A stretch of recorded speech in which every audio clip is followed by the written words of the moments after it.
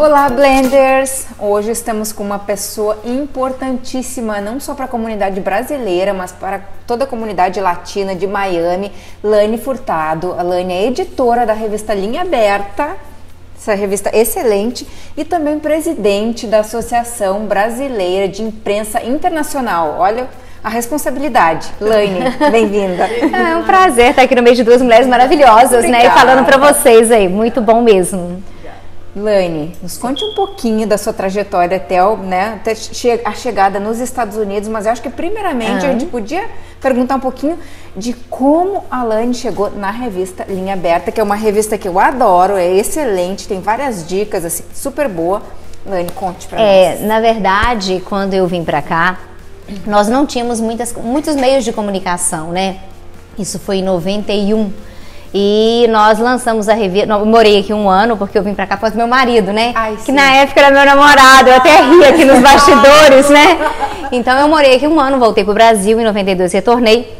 Em 95 nós começamos com a revista, porque a gente sentia na comunidade a necessidade de um veículo de comunicação em português para falar de assuntos não só do Brasil, mas assuntos pertinentes a quem morava aqui nos Estados Unidos, principalmente na Flórida, que é a nossa área de atuação.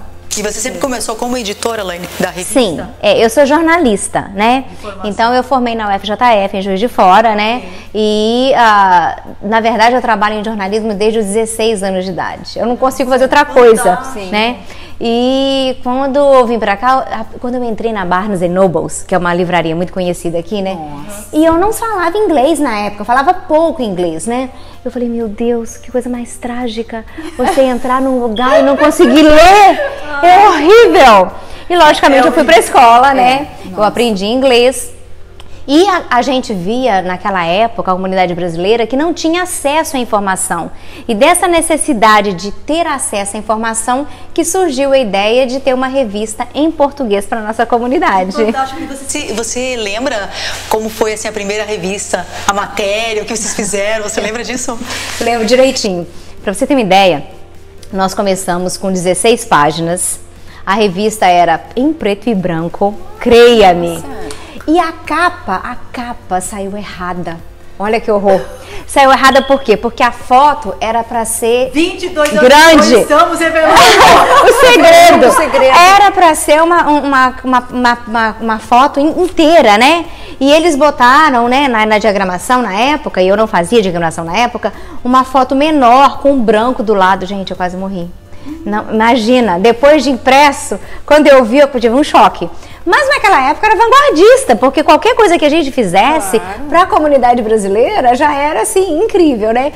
Então nós começamos com 1000 exemplares, hoje nós temos 10 mil exemplares e naquela época nós tínhamos o quê? Umas 15 lojas brasileiras aqui na nossa comunidade e hoje nós temos 450 pontos de distribuição, de Miami a Boca e Orlando. Também digital, né, Lani, a tem revista? Digital, a gente tem online, né, linhaaberta.com, nós estamos no Facebook, no Instagram, vocês podem seguir a gente lá. Fantástico. Lani, em janeiro você assumiu um cargo junto ao consulado. Fala mais pra gente o que é esse cargo, o que você... É super interessante. Eu sempre fui muito engajada com a comunidade. Eu acho que a gente realmente tem um papel não só de informar, mas de formar, né? E desde o ano passado eu faço parte do Conselho de Cidadãos, que é ligado ao Consulado Brasileiro. E agora esse ano, a embaixadora Dawn Luciana Gunning trocou algumas pessoas da liderança que tinham vencido o seu mandato, né? E eu fui convidada a assumir o posto de porta-voz do Conselho de Cidadãos junto ao Consulado Brasileiro e ao Itamaraty. O que é isso? Isso é representar para a comunidade uma voz realmente, o que a comunidade precisa, como que nós podemos agir, o que nós precisamos fazer para que o Itamaraty saiba quais são as necessidades do brasileiro que mora aqui nos Estados Unidos e também, logicamente, o Consulado Geral. Então, nós temos reuniões mensais, temos vários projetos que estão acontecendo e é realmente uma honra e um prazer, né? Ter a oportunidade de contribuir para a nossa comunidade dessa forma. Fantástico. E toda pessoa que quer dar uma sugestão, ela pode procurar você nesse sentido para dar essa sugestão? Sim, ela pode entrar no site, do consulado. O site do consulado você vai direto para sugestões e essas sugestões são apresentadas na reunião do Conselho de Cidadãos que acontece todo mês. E em cima disso daí, a gente trabalha no sentido de empreendedorismo, empoderamento da mulher, assistência social. Então, são várias coisas que estão acontecendo e que a gente e o consulado apoia através do conselho, que não só produz eventos, mas também apoia eventos que estão acontecendo. Muito importante, porque tem várias pessoas, a comunidade brasileira que é imensa, né? Yes. E tem sempre uma pessoa, sabe como que eu posso, como é que fala, improve em português? Melhorar. Digamos, sei lá, parte no meu bairro, qualquer coisa, né? Sim. Então agora temos a pessoa certa para contatar. Não, eu sou um contato, sou a voz, né? Representa as várias. Interessante também é que acontecem reuniões anuais do Conselho, né, do CRBE, né? Que representa as comunidades brasileiras no exterior, que é aí que passa a nossa representação junto ao Itamaraty, onde são feitos painéis que falam sobre a necessidade dos brasileiros, não só aqui nos Estados Unidos, mas na Europa, no Japão, em vários lugares. Então, essa reunião acontece trazendo líderes de todos os lugares. No Brasil, acontece em Brasília, e lá são apresentados simpósios realmente para poder discutir essa questão do brasileiro imigrante. Ótimo. Laine, quem chega agora, pessoas que chegam agora e pessoas que chegaram há um tempo atrás, você vê uma diferença nesse perfil de brasileiros que chegaram há tempos atrás e agora? Muito grande. Eu acredito que nós tivemos várias mudanças no perfil do brasileiro, né? Quando nós tínhamos, por exemplo, a imigração dos anos 80, por exemplo, eram poucos brasileiros que vinham para estudar, para fazer uma pós-graduação e para fazer algum tipo de import-export. Quando chegou nos anos 90, com a crise no Brasil, a gente viu realmente um número de brasileiros muito grande vindo para cá para ganhar dinheiro e retornar ao Brasil, né? Então, era o imigrante, vamos assim dizer, de exploração, né? Ele vem para explorar a terra, para ganhar dinheiro, para poder fazer o seu pé de meia e retornar ao Brasil. Só que quando esse brasileiro chega aqui, o que acontece? Ele descobre que é melhor morar nos Estados Unidos do que no Brasil. E ele começa a trabalhar e muitas vezes ele não retorna. Então, grande parte dessa imigração dos anos 90 até os anos 2000, ela reflete um brasileiro que veio para cá para retornar, mas acabou ficando. E nesse acabar ficando, ele começou a se inserir dentro do contexto americano, ok? Nos anos 2005, por aí, nós veio a crise em 2007. Em 2005 já começamos a sentir alguma coisa. Em 2007, 2009, teve um retorno de brasileiros ao Brasil muito grande. Então, o país inteiro estava em crise, né? E a comunidade brasileira ficou em crise. A gente entrava nos lugares e você via assim, tipo assim, meu Deus, né? As lojas sem clientes, os restaurantes sem cliente, né? Não sei se vocês estavam aqui nessa época, mas foi trágico. Quando teve a bubble, né? Exatamente. Mas quando chega 2010, o que acontece? Os brasileiros começam a retornar. A crise passa, né? Os brasileiros começam a retornar. O Brasil, que estava a bola da vez, né, na época, né, começa a entrar em crise, e aí nós vemos o que? Um novo brasileiro chegando. Um brasileiro que quer vir para cá para morar. Ele não vem aqui para ficar um tempo. Então ele vem, ele quer saber como que ele vai colocar as crianças na escola, como que ele vai ganhar dinheiro, como que ele vai fazer com que a sua profissão possa ser exercida aqui nos Estados Unidos. E ele vem com muito dinheiro para investir, principalmente nessa área de Miami-Dade, né? Onde nós temos um crescimento muito grande de brasileiros que vieram para morar definitivamente e também de brasileiros que estão morando aqui e no Brasil ao mesmo tempo. E a Laine? Quando a Laine chegou nos Estados Unidos, conta essa história pra nós, como você chegou aqui?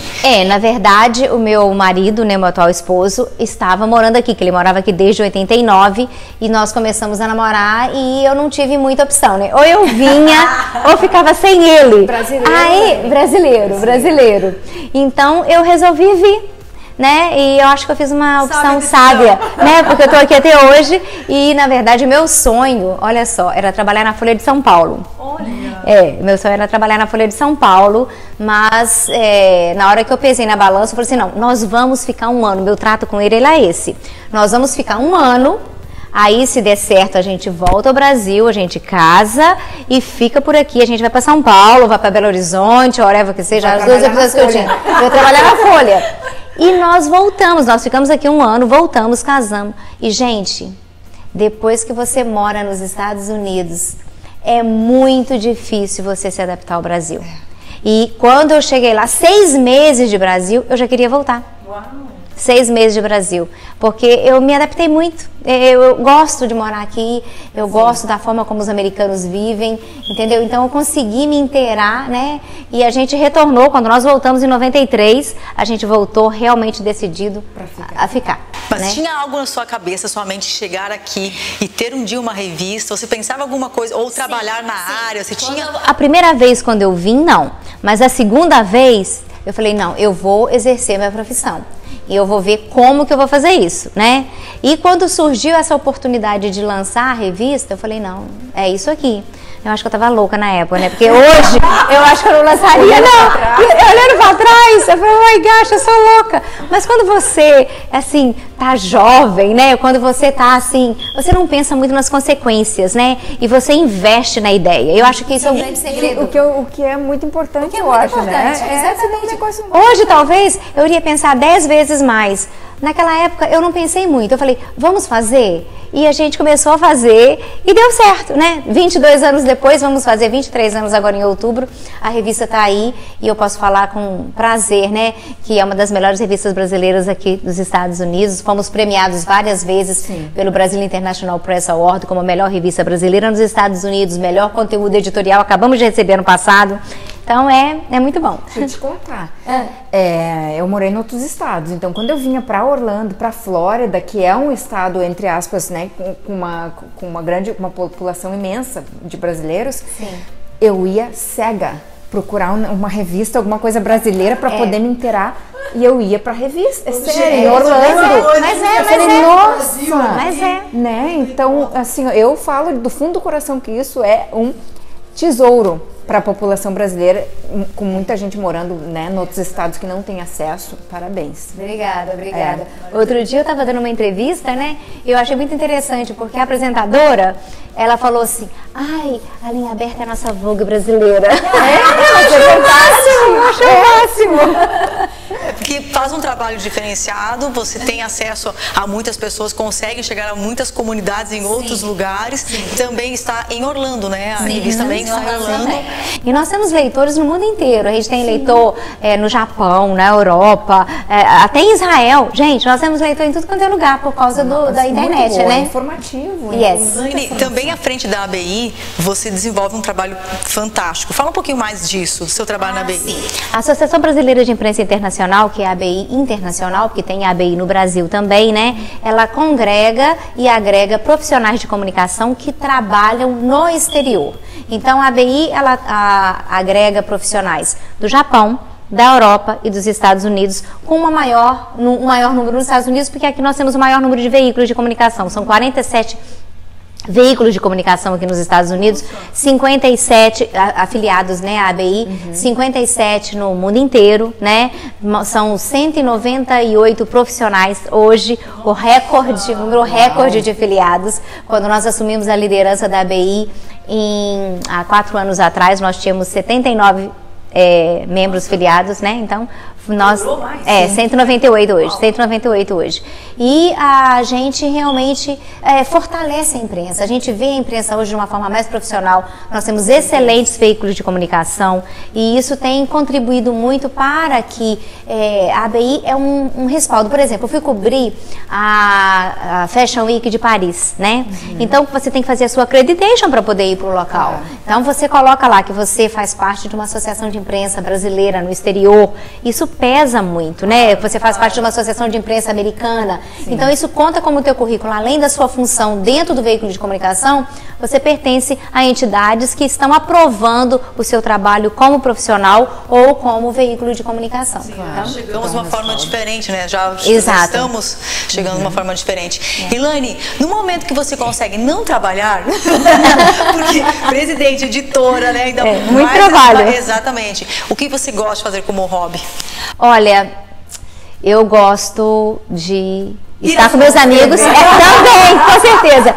Mas o que eu mais gosto realmente é de estar com meus amigos, partilhar com as pessoas que a gente gosta, né? Nós temos amigos, né? Você é um exemplo desse, né? Que as pessoas chegam e se tornam amigos. Isso é muito bom, né? E shopping e viajar. São 3 coisas que eu gosto muito: fazer amigos, shopping e viajar. Elaine, tu me falou que tu teve uma identificação e escolheu os Estados Unidos como, né, tua casa, desde, tipo, foi amor à primeira vista. Mas alguma dificuldade, Sim, no início tinha muita dificuldade. Eu vim com inglês básico, né? Então eu acho, pra mim, a língua era uma coisa muito complicada, porque eu lido com comunicação. Então, tipo assim, como eu te falei, né? Eu entrava na Barnes & Noble, eu ficava depressiva, porque eu chegava lá e falava, meu Deus, eu não consigo ler nada. Tipo assim, não consigo travar uma conversação e tudo, né? Então, é complicado. E também, assim, a forma de viver, né? Eu lembro que a primeira vez que eu fui colocar gasolina no carro, né? Porque no Brasil tem alguém que bota gasolina pra você. Não. Eu falei, oh my God, será? E outra direção, norte, sul, leste, oeste, que eu sou péssima. Então eu ficava assim, gente, pra que lado que eu vou, pra que lado que eu vou? Agora, graças a Deus, os carros têm lá a marca que mostra, e você tem o GPS, que é realmente uma benção. Você não se perde com o GPS. Mas naquela época era MapQuest. E eu lembro quando eu cheguei aqui, um dos trabalhos que eu tive foi entregar, olha só, entregar peças de carro para as mecânicas. Então, olha só que loucura. E eu tinha que achar o endereço. E eu tinha que usar MapQuest. Gente. Imprimir? Não. Porque tinha que imprimir, né? Tinha que imprimir. Sim. Eu sofri horrores tentando achar os lugares. Porque era difícil naquela época, né? Imagina, 23, 24 anos atrás, né? Era bem complicado. Se você pudesse dar uma dica que vem na cabeça, a primeira dica que vem na sua cabeça para quem está chegando agora, independente de ser uma classe alta ou whatever, que conselho você daria? Se informar. Eu acho que para você vir, antes de você sair do Brasil, você precisa saber exatamente o que você quer fazer aqui. Ter um bom advogado, ter um bom contador, entendeu? Saber como que você vai se posicionar. Antes de você saber como que tá a sua situação legal, é complicado. E quando se você não fez isso no Brasil, porque muitas vezes você não tem informação no Brasil, né? Chega aqui, antes de você fazer qualquer coisa, procure um advogado para saber exatamente, dentro do seu caso, como você conseguir morar legalmente no país. E, logicamente, um contador que vai te orientar se você vai abrir uma empresa, que tipo de empresa que você vai abrir, se você vai trabalhar em algum lugar. Então, é mais fácil quando você tem essa informação. E, logicamente, entrar em contato com vários órgãos que tem aqui, que prestam ajuda ao brasileiro. A Câmara do Comércio de Miami, o Brasília Business Group em Boca, a Câmara de Comércio de Orlando, entendeu? São entidades, o Centro Comunitário Brasileiro, são entidades que prestam ajuda ao brasileiro, né? E que não custa nada, é gratuito, e você tem condições de poder se informar. Vamos deixar os links, né? O endereço depois. Lani, pro seu contato que eu ia perguntar agora, de que maneira a gente pode chegar até você? Quais são os... Olha, vocês podem me achar, eu acho que é o mais fácil, via Instagram e Facebook, né? Pra eu não dar meu telefone aqui, mas eu posso dar o telefone da revista. O telefone da revista é 954-360-9340, ok? E você tem no site linhaaberta.com, Linha Aberta Magazine no Instagram, Lani Furtado. Então é fácil vocês me acharem. Lani, você sabe que toda pessoa que muda para algum local, ela tem uma pessoa que foi a primeira pessoa que você conheceu no local e que te estendeu a mão, te falou alguma coisa. Você tem essa pessoa? O meu marido foi a primeira pessoa, e a Elisete, que inclusive hoje até me perguntou, você vai estar em casa hoje? Eu não consegui nem responder ela. Porque eu ia responder e acabei esquecendo. Toda razão, Elisete. Exatamente. Estou numa entrevista. Então, na hora que eu sair daqui, eu vou responder para ela. Foi a primeira pessoa que eu conheci nos Estados Unidos e nós somos amigos até hoje. Uma das melhores amigas. Então eu vou aproveitar o gancho agora, também fazer um agradecimento, porque Lani foi a minha primeira pessoa que eu conheci nos Estados Unidos. Muito obrigada. Muito obrigada por ter aceito o convite de estar aqui com o Blend. Tá? É um prazer. Obrigada mesmo, de coração, tá? Blenders, até domingo. Beijo. Até domingo. Beijo. Beijo.